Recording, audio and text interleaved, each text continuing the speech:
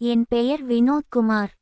இன்று நான் கூறப்போகும் கதை என் வாழ்க்கையில் நடந்த மிகப்பெரிய சம்பவத்தை பற்றியது. எனக்கு இப்போது 38 வயது. உயரமான உடல்வாகு கொண்டவன் நான். ஆட்டி உயரம் இருக்கும். பளபளப்பான கருப்பு நிறம். முகத்தில் எப்போதும் ஒரு புன்னகை தவழ்ந்து கொண்டிருக்கும். நெற்றியில் அடர்த்தியான கருமையான முடி சுருண்டு விழும்.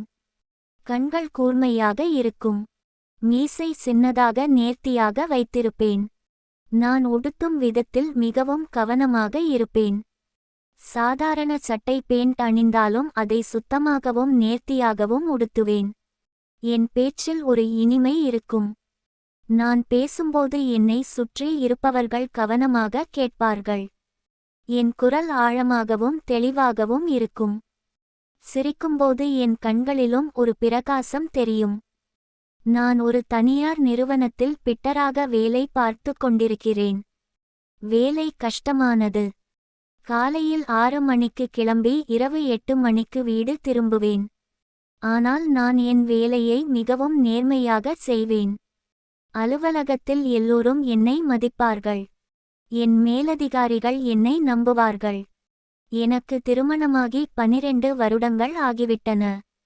என் மனைவி பெயர் ஸ்வாதி. அவள் ஒரு பைக் ஷோரூமில் கணக்கு பிரிவில் வேலை பார்க்கிறாள். நல்ல மனைவி. எனக்கு 2 பிள்ளைகள். ஒரு பையன் ஒரு பொண்ணு. இருவரும் பள்ளியில் படிக்கிறார்கள். எங்கள் குடும்பம் மிகவும் சந்தோஷமாக இருந்தது. என் அம்மா அப்பா பாட்டி எல்லோரும் எங்களுடன் வாழ்ந்தார்கள். நாங்கள் ஒரு சின்ன வீட்டில் சந்தோஷமாக வாழ்ந்து கொண்டிருந்தோம். எங்கள் வீட்டிற்கு அருகில்தான் என் சித்தி தேவி வசித்தாள். என் அம்மாவின் தங்கை அவள். எங்கள் வீட்டிலிருந்து நடந்த 2 நிமிடம்தான். சித்தி தேவியை பற்றி என்ன சொல்வது என்று தெரியவில்லை. அவள் பார்ப்பதற்கு மிகவும் அழகாக இருந்தாள். 40 வயதாகியிருந்தாலும் அவளுக்கு 30 வயது மட்டுமே இருப்பது போல தோன்றும். அவளது முகம் சின்னதாக செவ்வையாக இருக்கும். வெண்மையான சிவந்த நிறம். கன்னங்கள் பருத்து அழகாக இருக்கும். சித்தியின் கண்கள் மிகவும் அழகாக இருக்கும். பெரிய பெரிய கண்கள். அடர்ந்த கருப்பு விழிகள். நீண்ட இமைகள். அவள் பார்க்கும்போதே ஒரு கவர்ச்சி இருக்கும். அவளது கண்களில் எப்போதும் ஒரு ஈரம் தெரியும். அவள் சிரிக்கும்போது அவளது கன்னங்களில் குழி விழும். அந்த சிரிப்பை பார்த்தாலே மனசு மகிழ்ச்சியாக இருக்கும். சித்தியின் கூந்தல் மிகவும் நீளமாக இருக்கும். கருமையான அடர்த்தியான முடி. அவள் அதை எப்போதும் பின்னி கொண்டையாக கட்டி வைத்திருப்பாள். சில சமயம் அவள் முடியை திறந்து விட்டிருக்கும்போது அது அவளது இடுப்பு வரை வரும். அதில் ஒரு மெல்லிய வாசனை இருக்கும். மல்லிகை பூ மணம் போல. சித்தியின் குரல் மிகவும் இனிமையாக இருக்கும். அவள் பேசும்போது அதில் ஒரு மெல்லிய இசை இருக்கும். அவள் சிரிக்கும்போது அந்த சிரிப்பு சின்ன சின்ன மணி ஓசை போல இருக்கும். அவள் நடக்கும் விதம் மிகவும் அழகாக இருக்கும். மெதுவாக நேர்த்தியாக நடப்பாள். சேலை கட்டும் விதம் மிகவும் எளிமையாக இருந்தாலும் அவளுக்கு அது மிகவும் பொருத்தமாக இருக்கும். பெரும்பாலும் பட்டு சேலைகள் அணிவாள். அதில் அவள் மிகவும் அழகாக காட்சியளிப்பாள். சித்தியின் கைகள் மிகவும் மெல்லியதாக நேர்த்தியாக இருக்கும். விரல்கள் நீளமாக இருக்கும். எப்போதும் சில வளையல்கள் அணிந்திருப்பாள். அவள் ஏதாவது செய்யும்போது அந்த வளையல்கள் மென்மையான சத்தம் எழுப்பும். அவளது நகங்களில் எப்போதும் சிவப்பு நிற நெயில் பாலிஷ் இருக்கும். அவளது கழுத்து நீளமாக அழகாக இருக்கும். எப்போதும் ஒரு மங்கள சூத்திரம் அணிந்திருப்பாள். ஆனால் சித்தியின் வாழ்க்கை அவளது அழகை போல் அழகாக இல்லை. அவளது கணவர் ஒரு தனியார் நிறுவனத்தில் மேனேஜராக வேலை பார்த்தார். நல்ல சம்பளம். ஆனால் அவருக்கு சித்தி மீது எப்போதும் சந்தேகம். காரணமே இல்லாமல் சந்தேகப்படுவார். நீ யாரோடு பேசினாய், எங்கே சென்றாய், யாரை பார்த்தாய் என்று தினமும் விசாரணை நடத்துவார். சித்தப்பா மதுவும் அருந்துவார். குடித்துவிட்டு வந்தால் சித்தியை அடிப்பார். கொடுமைப்படுத்துவார். கெட்ட வார்த்தைகள் பேசுவார். சித்திக்கு 2 பிள்ளைகள். இருவரும் பெண்கள். பெரிய பொண்ணுக்கு 15 வயது. சின்ன பொண்ணுக்கு 11 வயது. அந்த குழந்தைகள் தங்கள் அப்பா அம்மாவிடம் சண்டை போடுவதை பார்த்து பயந்து கொண்டிருப்பார்கள். சித்தி தன் கணவரின் கொடுமைகளை எல்லாம் தன் குழந்தைகளுக்காக பொறுத்து கொண்டிருந்தாள். சித்தி தினமும் காலையில் எங்கள் வீட்டிற்கு வருவாள். ஏதாவது ஒரு காரணம் சொல்லி வருவாள். சில சமயம் என் அம்மாவிடம் பேச வருவாள். சில சமயம் என் மனைவியிடம் பேச வருவாள். ஆனால் வந்தவுடன் தன் வாழ்க்கையின் துயரங்களை கூற ஆரம்பிப்பாள்.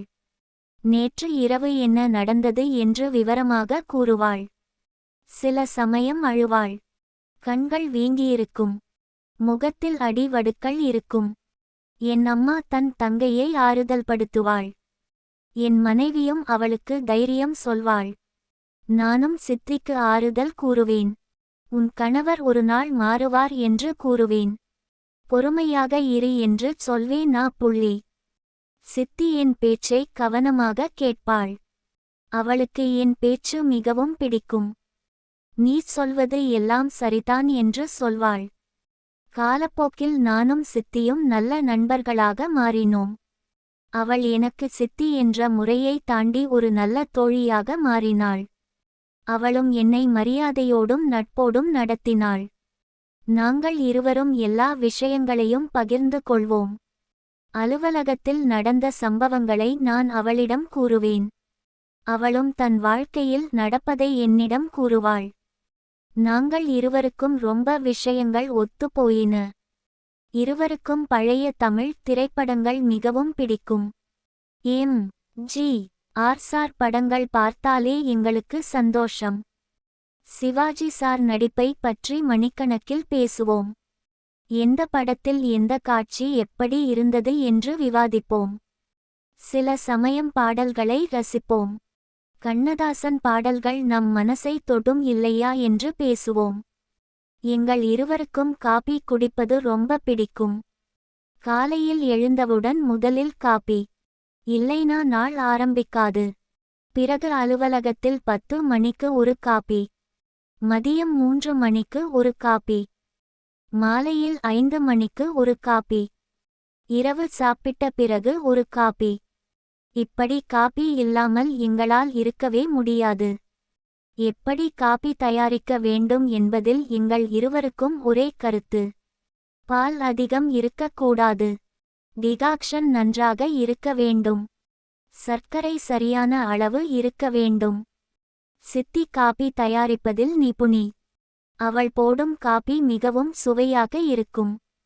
நான் அவளிடம் எப்படி இவ்வளவு நன்றாக போடுகிறாய் என்று கேட்பேன். அவள் சிரித்துக்கொண்டே தன் இரகசியங்களை பகிர்ந்து கொள்வாள். காபித்தூளை எப்படி வாங்க வேண்டும், எவ்வளவு நேரம் காய்ச்ச வேண்டும் என்று எல்லாம் விளக்குவாள். நானும் அவளிடம் கவனமாக கற்றுக்கொள்வேன். எங்கள் இருவருக்கும் பழைய கதைகள் கேட்பது சொல்வது மிகவும் பிடிக்கும். நான் சின்ன வயசில் கேட்ட பூத கதைகளை சித்தியிடம் சொல்வேன். அவளும் தன் பாட்டி சொன்ன கதைகளை என்னிடம் சொல்வாள். ஊரில் நடந்த விசித்திரமான சம்பவங்களை பற்றி பேசுவோம்.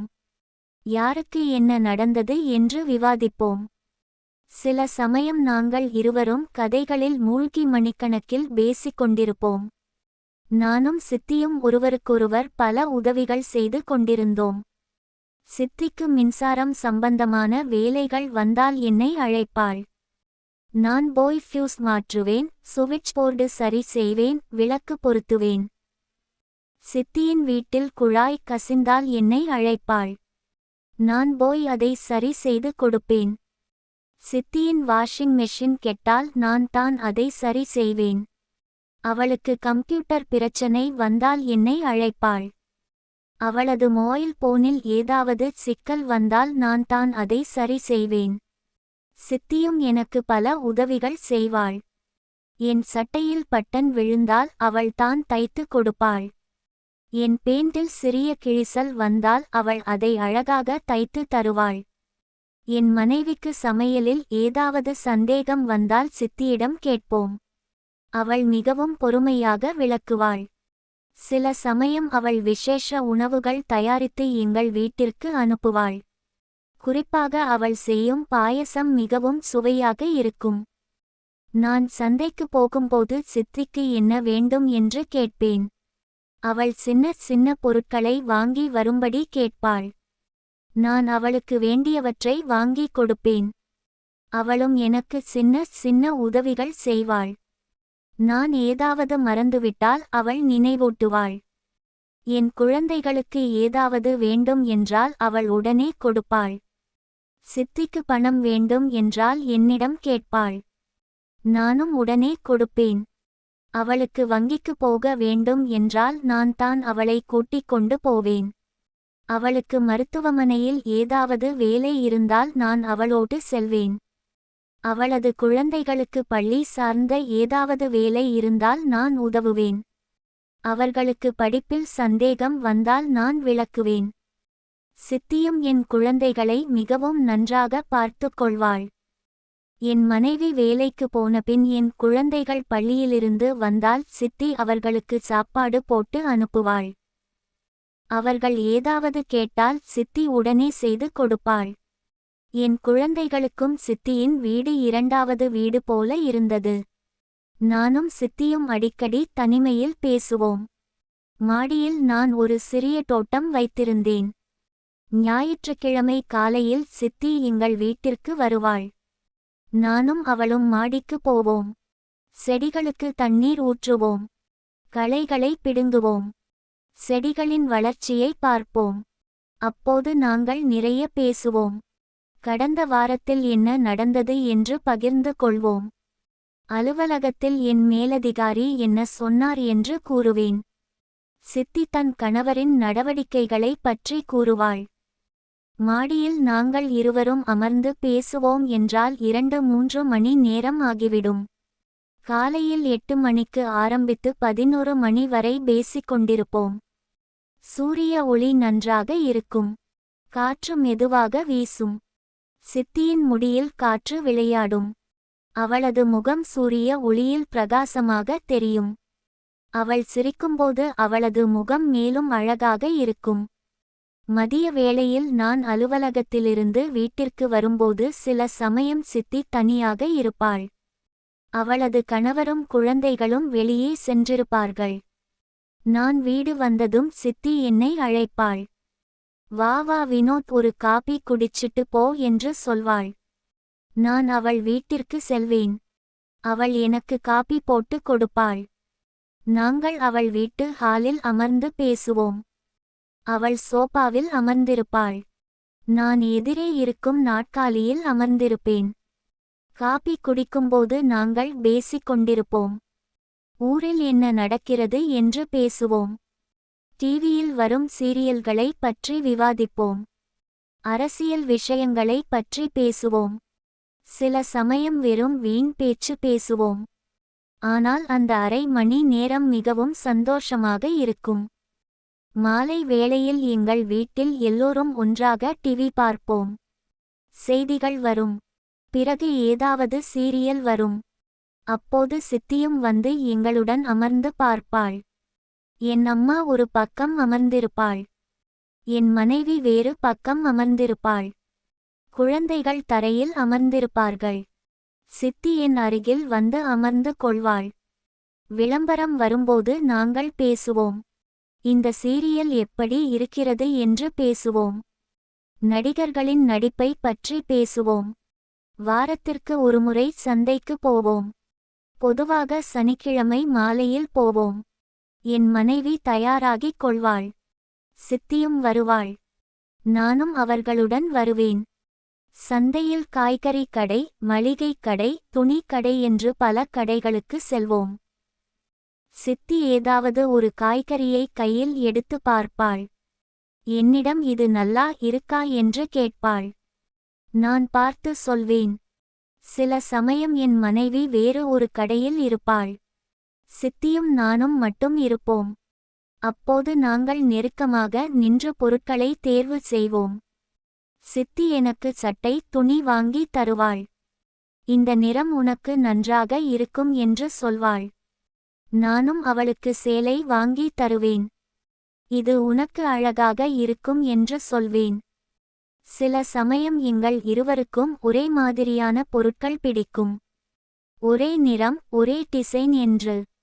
அப்போது நாங்கள் சிரித்துக் கொள்வோம்.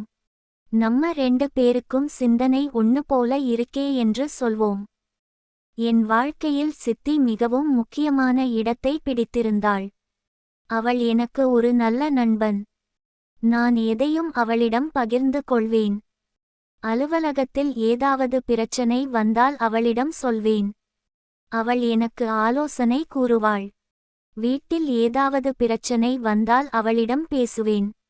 அவள் என் மனசை புரிந்து கொள்வாள். நானும் அவளுக்கு ஒரு நல்ல தோழன். அவளது துயரங்களை கேட்பேன். அவளுக்கு தைரியம் கூறுவேன். அவளது வாழ்க்கை சந்தோஷமாக இருக்க வேண்டும் என்று எண்ணுவேன். ஒருநாள் என் வாழ்க்கையில் ஒரு திருப்பம் ஏற்பட்டது. அது என் குடும்பத்தில் ஒரு திருமணம். கோயம்புத்தூர் சென்றாக வேண்டும். என் தூர உறவினர் ஒருவரின் மகளுக்கு திருமணம். 2 நாட்கள் அங்கேயே தங்க வேண்டும். என் மனைவி, அம்மா, அப்பா, பாட்டி எல்லோரும் கிளம்ப ஆயத்தமாகினார்கள். என் குழந்தைகளும் போக ஆயத்தமாகினார்கள். ஆனால் எனக்கு அலுவலகத்தில் அவசர வேலை இருந்தது. ஒரு பெரிய ப்ராஜெக்ட் இருந்தது. அது அன்றைக்குதான் முடிக்க வேண்டும். நான் என் அம்மாவிடம் சொன்னேன், நான் இன்று போக முடியாது. நாளைக்கு வேலை முடிந்ததும் வந்து விடுகிறேன் என்று. என் அம்மா சரி என்றாள். நீ நாளைக்கு வா என்றாள். அவர்கள் எல்லோரும் காலையில் கிளம்பினார்கள். என் மனைவி போகும் முன் என்னிடம் சொன்னாள், நீ சரியா சாப்பிடு. மதியம் என்ன சாப்பிடுவது என்று பார்த்து கொண்டாள். இரவு நான் உனக்கு போன் செய்கிறேன் என்றாள். நான் சரி என்று சொன்னேன். நீங்க போய் சந்தோஷமா இருங்க என்று கூறினேன். அனைவரும் போன பிறகு வீடு மிகவும் அமைதியாக இருந்தது. நான் அலுவலகத்திற்கு சென்றேன். வேலை நடந்து கொண்டிருந்தது. மாலை 5 மணி ஆனது. வேலை முடிந்தது. நான் வீடு திரும்பினேன். வீட்டில் நுழைந்ததும் அந்த வெறுமை என்னை வாட்டியது. யாரும் இல்லை. எங்கு பார்த்தாலும் அமைதி. நான் குளித்துவிட்டு வந்தேன். மாடிக்குச் சென்று செடிகளுக்கு தண்ணீர் ஊற்றினேன். பிறகு கீழே வந்து டிவி போட்டேன். அப்போது கதவு தட்டும் சத்தம் கேட்டது. நான் கதவை திறந்தேன்.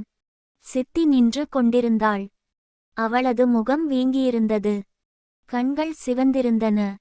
அழுதிருக்கிறாள் என்பது தெரிந்தது. நான் என்ன ஆச்சு என்று கேட்டேன். அவள் உள்ளே வந்தாள். சோபாவில் அமர்ந்து மீண்டும் அழ ஆரம்பித்தாள். நான் அவளுக்கு தண்ணீர் எடுத்து கொடுத்தேன். அழாதே, என்ன நடந்தது என்று கூறு என்று சொன்னேன். சித்தி தன் கணவரின் கொடுமைகளை எல்லாம் கூற ஆரம்பித்தாள். நேற்று இரவு அவர் மிகவும் கொடுமையாக நடந்து கொண்டார் என்றாள். காரணமே இல்லாமல் அடித்தார் என்றாள். நான் யாரோடாவது தப்பா பேசுகிறேன் என்று சந்தேகப்பட்டார் என்றாள். நான் எவ்வளவு விளக்கினாலும் கேட்கவில்லை என்றாள். இன்னும் இந்த வாழ்க்கையை தொடர முடியாது என்றாள். நான் அவளுக்கு ஆறுதல் கூறினேன். கொஞ்ச நாள் பொறுத்துக்கோ என்றேன். உன் கணவர் ஒரு நாள் மாறுவார் என்றேன். உன் குழந்தைகளுக்காவது பொறுத்துக்கோ என்றேன். சித்தி தன் கண்ணீரை துடைத்து கொண்டாள்.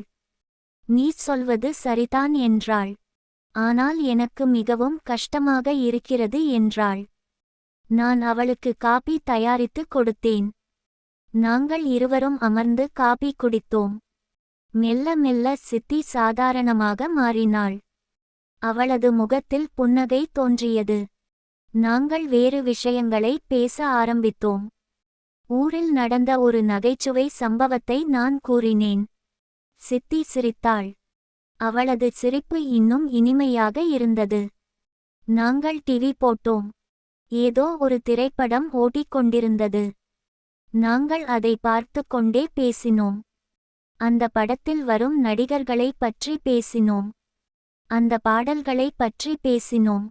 காலம் எப்படி ஓடிப்போனது என்று தெரியவில்லை. 8 மணி ஆகிவிட்டது. சித்தி எழுந்திருக்க ஆரம்பித்தாள். நான் போகிறேன் என்றாள். அப்போது நான் சாப்பிட்டாயா என்று கேட்டேன். அவள் இல்லை என்றாள். நானும் சாப்பிடவில்லை என்றேன். வா, இங்கேயே சாப்பிடலாம் என்று சொன்னேன். என் மனைவி சாப்பாடு எல்லாம் தயார் செய்து வைத்துவிட்டு போயிருக்கிறாள் என்றேன். நாங்கள் இருவரும் சாப்பிட்டோம். பிறகு மீண்டும் அமர்ந்து பேசினோம். நாங்கள் எங்கள் குழந்தை பருவத்தை பற்றி பேசினோம். எங்கள் பள்ளி நாட்களை பற்றி பேசினோம். எங்கள் கனவுகளை பற்றி பேசினோம். நாங்கள் வாழ்க்கையில் அடைய நினைத்ததை பற்றி பேசினோம். நேரம் 10 மணியை தாண்டியது. அப்போது எங்களுக்குள் ஏதோ ஒரு மாற்றம் ஏற்பட்டது. அது எப்படி நடந்தது என்று எனக்கு இன்றும் புரியவில்லை. நாங்கள் பேசிக் கொண்டிருந்தோம். எங்கள் பார்வைகள் சந்தித்தன. சித்தியின் கண்களில் ஏதோ ஒரு வித்தியாசமான தோற்றம் தெரிந்தது. அது ஒரு பசி போல இருந்தது.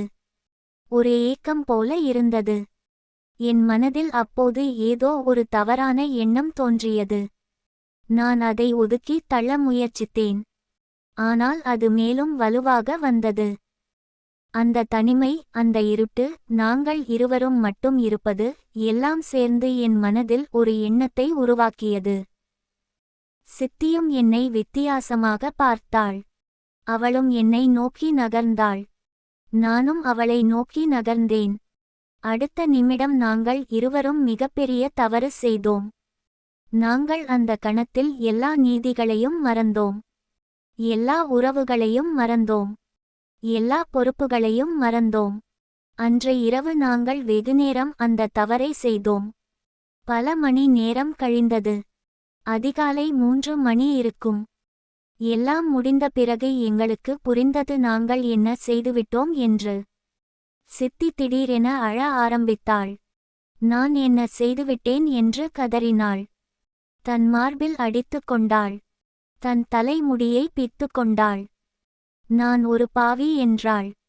நான் என் குழந்தைகளுக்கு என்ன முகம் காட்டுவேன் என்றாள். என் கணவருக்கு என்ன பதில் சொல்வேன் என்றாள். நானும் மிகவும் வருத்தப்பட்டேன். என் மனசு என்னையே வெறுத்தது. நான் என் மனைவிக்கு துரோகம் செய்துவிட்டேன். என் குழந்தைகளுக்கு துரோகம் செய்துவிட்டேன். என் அம்மா அப்பாவுக்கு துரோகம் செய்துவிட்டேன். நான் என்ன ஒரு மோசமான மனிதன் என்று எனக்கே நான் வெட்கப்பட்டேன். நான் சித்தியை ஆறுதல்படுத்தினேன். அவளை அழாதே என்று சொன்னேன். நடந்தது நடந்துவிட்டது என்றேன். நாம் இனிமேல் இதை மறக்க வேண்டும் என்றேன். இது மீண்டும் நடக்கக்கூடாது என்றேன். இது ஒரு தவறு என்று சொல்லி நாம் மறக்க வேண்டும் என்றேன். சித்தியும் ஒப்புக்கொண்டாள். ஆமாம், இது மீண்டும் நடக்கக்கூடாது என்றாள். இதை நாம் யாருக்கும் சொல்லக்கூடாது என்றாள். இது நம் இடையே ஒரு ரகசியம் என்றாள். நானும் சரி என்று சொன்னேன். இதை நாம் மறந்துவிட வேண்டும் என்றேன். சித்தி தன் வீட்டிற்கு சென்றாள். நான் குளித்துவிட்டு படுக்கைக்கு சென்றேன். ஆனால் தூக்கம் வரவில்லை. என் மனசு குற்ற உணர்ச்சியால் நிறைந்திருந்தது. நான் என்ன செய்துவிட்டேன் என்று மீண்டும் மீண்டும் நினைத்து கொண்டிருந்தேன். என் மனைவியின் முகம் என் கண்முன் வந்தது. என் குழந்தைகளின் முகங்கள் என் கண்முன் வந்தன. எனக்கு மிகவும் வருத்தமாக இருந்தது. மறுநாள் எல்லோரும் வீடு திரும்பினார்கள். நான் சாதாரணமாக நடந்து கொண்டேன். ஆனால் உள்ளுக்குள் ஒரு பாரம் இருந்தது. சித்தி என் வீட்டிற்கு வந்தாள். ஆனால் என்னை சரியாக பார்க்கவில்லை. அவளும் வெட்கப்பட்டாள். குற்ற உணர்ச்சியால் துடித்தாள். அடுத்த சில வாரங்கள் நாங்கள் இருவரும் ஒருவரை ஒருவர் தவிர்த்தோம். சித்தி எங்கள் வீட்டிற்கு வருவது குறைந்தது. நான் அவள் வீட்டிற்கு செல்வதை நிறுத்தினேன். நாங்கள் சந்தித்தால் வெறும் வணக்கம் சொல்லி போய்விடுவோம். அதிகம் பேச மாட்டோம்.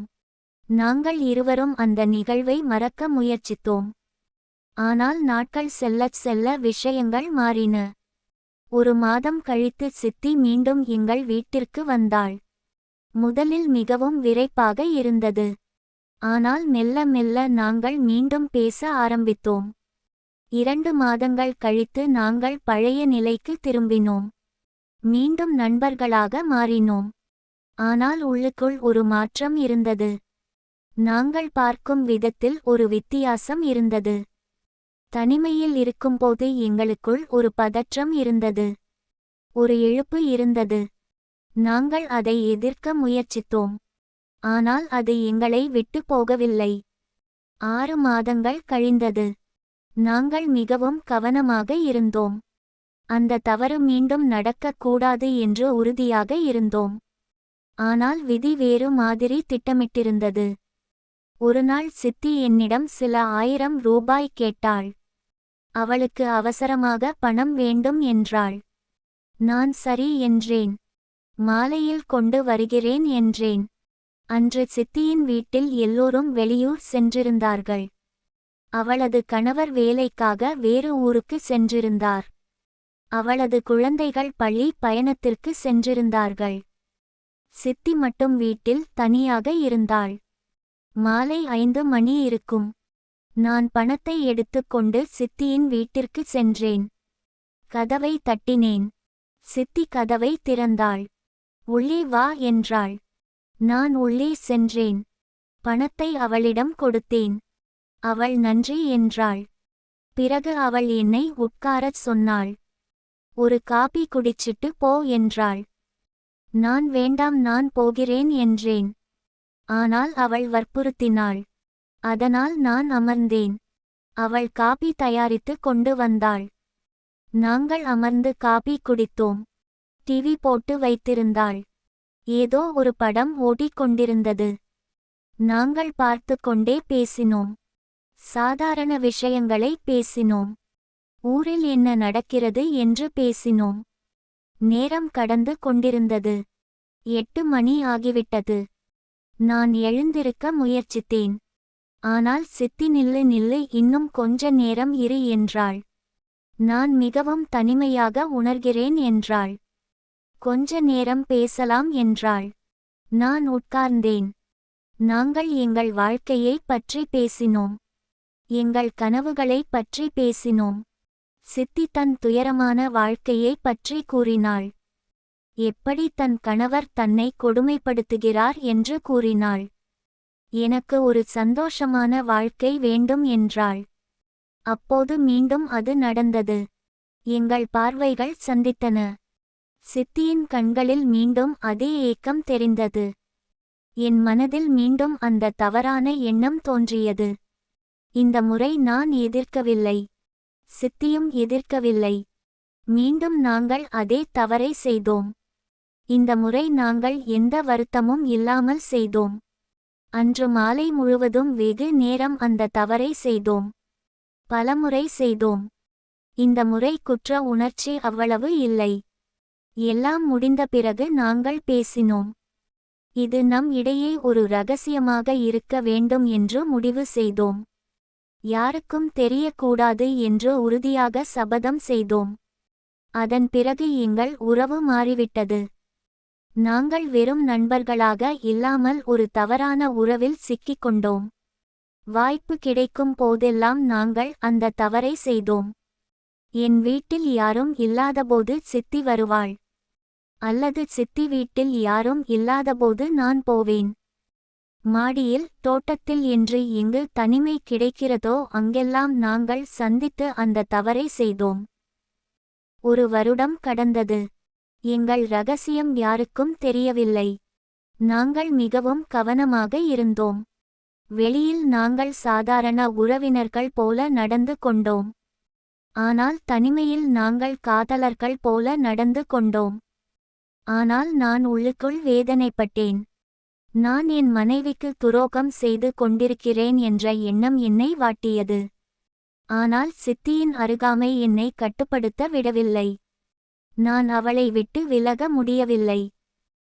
ஒருநாள் மதியம் என் வீட்டில் எல்லோரும் வெளியே சென்றிருந்தார்கள். என் மனைவி அலுவலகத்தில் இருந்தாள். என் அம்மா, அப்பா, பாட்டி கோயிலுக்கு சென்றிருந்தார்கள். என் குழந்தைகள் பள்ளியில் இருந்தார்கள். நான் மட்டும் வீட்டில் இருந்தேன். அன்றை எனக்கு விடுமுறை. சித்தி வந்தாள். அவளும் தனியாக இருந்தாள். நாங்கள் வீட்டில் மீண்டும் தவறு செய்யத் தொடங்கினோம். நாங்கள் உலகத்தையே மறந்து விட்டோம். நேரத்தை மறந்து விட்டோம். திடீரென கதவு திறந்தது. என் மனைவி, என் அம்மா, என் அப்பா, என் பாட்டி எல்லோரும் உள்ளே வந்தார்கள். அவர்கள் திட்டம் மாறி வீட்டிற்கு வந்திருந்தார்கள். அவர்கள் என்னையும் சித்தியையும் பார்த்து அதிர்ச்சியில் உறைந்து போனார்கள். சில நொடிகள் யாரும் எதுவும் பேசவில்லை. அமைதி நிலவியது. பிறகு என் அம்மா கத்தினாள். என்ன இது என்று கூவினாள். என் மனைவி அழ ஆரம்பித்தாள். தரையில் சரிந்து விழுந்தாள். என் அப்பா என்னை நோக்கி வந்து உதைத்தார். என் பாட்டி அதிர்ச்சியில் சுவரை பிடித்து கொண்டாள். நானும் சித்தியும் திகைத்து நின்றோம். எல்லாம் முடிந்துவிட்டது என்று புரிந்தது. எங்கள் ரகசியம் வெளியாகிவிட்டது. என் மனைவி என்னை பார்த்து கேட்டாள். நான் உனக்கு என்ன குறைவு செய்தேன் என்று கதறினாள். நான் உன்னை நம்பி இருந்தேன் என்றாள். நீ என்னை இப்படி ஏமாற்றிவிட்டாயே என்றாள். என் அம்மா சித்தியை பார்த்து வெறுப்புடன் கூறினாள். நீ என்ன ஒரு கேட்ட பெண் என்றாள். என் சொந்த தங்கையே என் மகனின் வாழ்க்கையை நாசம் செய்துவிட்டாள் என்றாள். இனிமேல் என் முகத்தை பார்க்காதே என்றாள். என் அப்பா என்னை அடித்து உதைத்தார். நான் உனக்கு நல்ல கல்வி கொடுத்தேன் என்றார். நல்ல வேலை கொடுத்தேன் என்றார். இப்படியா நடந்து கொள்வாய் என்றார். உனக்கு வெட்கமே இல்லையா என்றார். என் பாட்டி அழுதாள். நான் இந்த நாளை பார்க்க வேண்டுமா என்று கதறினாள். என் பேரனை நான் நம்பி இருந்தேன் என்றாள். சித்தி பயத்தில் தன் வீட்டிற்கு ஓடினாள். ஆனால் இந்த செய்தி விரைவில் அவளது கணவருக்கும் தெரிந்துவிட்டது. அவர் சித்தியை மிகவும் கொடுமைப்படுத்தினார். என் மனைவி என்னை விட்டு பிரிந்தாள். தன் பெற்றோர் வீட்டிற்கு சென்றுவிட்டாள். என் குழந்தைகளையும் கூட்டிக் கொண்டு போனாள். என் குழந்தைகள் என்னை பார்த்து அழுதார்கள். அப்பா, நாங்கள் உன்னை விட்டு போக விரும்பவில்லை என்றார்கள். ஆனால் என் மனைவி அவர்களை கூட்டிக் கொண்டு போனாள். என் குடும்பம் சிதைந்துவிட்டது. சித்தியின் குடும்பமும் சிதைந்துவிட்டது. இரு குடும்பங்களும் துன்பத்தில் மூழ்கின. எல்லோரும் வேதனையில் இருந்தார்கள். நான் இன்று மிகவும் வருத்தத்துடன் இருக்கிறேன். நான் என் ஒரு தவறான முடிவினால் எத்தனை பேரின் வாழ்க்கையை நாசம் செய்துவிட்டேன். என் மனைவியின் வாழ்க்கை பாழாகிவிட்டது. என் குழந்தைகளின் எதிர்காலம் கேள்விக்குறியாகிவிட்டது. என் பெற்றோர் வயதான காலத்தில் இந்த அவமானத்தை சுமந்து கொண்டிருக்கிறார்கள். சித்தியின் வாழ்க்கை இன்னும் அதிக நரகமாகிவிட்டது. அவளது குழந்தைகள் தாங்கள் விரும்பாத ஒரு பெயரை சுமந்து கொண்டிருக்கிறார்கள். நான் ஏன் அந்த தவறை செய்தேன் என்று இன்றும் எனக்கு புரியவில்லை. தற்காலிக இன்பத்திற்காக நிரந்தர வாழ்க்கையை நாசம் செய்து கொண்டேன். உறவுகளின் புனிதத்தன்மையை மறந்தேன். என் பொறுப்புகளை மறந்தேன். ஒவ்வொரு உறவுக்கும் ஒரு எல்லை இருக்கிறது. அதை மீறும்போது அழிவுதான் மிஞ்சும். நான் அதை புரிந்து கொள்ளவில்லை. சித்தியும் புரிந்து கொள்ளவில்லை. நாங்கள் இருவரும் ஒரு தவறான பாதையை தேர்ந்தெடுத்தோம். இன்று நான் தனியாக இருக்கிறேன். என் குடும்பம் சிதறிவிட்டது. என் மனைவி என்னை மன்னிக்கவில்லை. என் குழந்தைகள் என்னை வெறுக்கிறார்கள். என் பெற்றோர் என்னிடம் சரியாக பேசுவதில்லை. நான் என் தவறுக்கான தண்டனையை அனுபவித்துக் கொண்டிருக்கிறேன். என் கதையை கேட்கும் அனைவரிடமும் நான் ஒன்று கேட்டுக்கொள்கிறேன். உங்கள் குடும்பத்தின் மதிப்பை உணருங்கள். உங்கள் உறவுகளின் நம்பிக்கையை காப்பாற்றுங்கள். தற்காலிக இன்பத்திற்காக நிரந்தர வாழ்க்கையை நாசம் செய்து கொள்ளாதீர்கள். ஒவ்வொரு உறவுக்கும் ஒரு எல்லை இருக்கிறது. அதை மதித்து நடந்து கொள்ளுங்கள். ஒரு தவறான முடிவு உங்கள் முழு வாழ்க்கையையும் பாதிக்கும் என்பதை மறந்துவிடாதீர்கள்.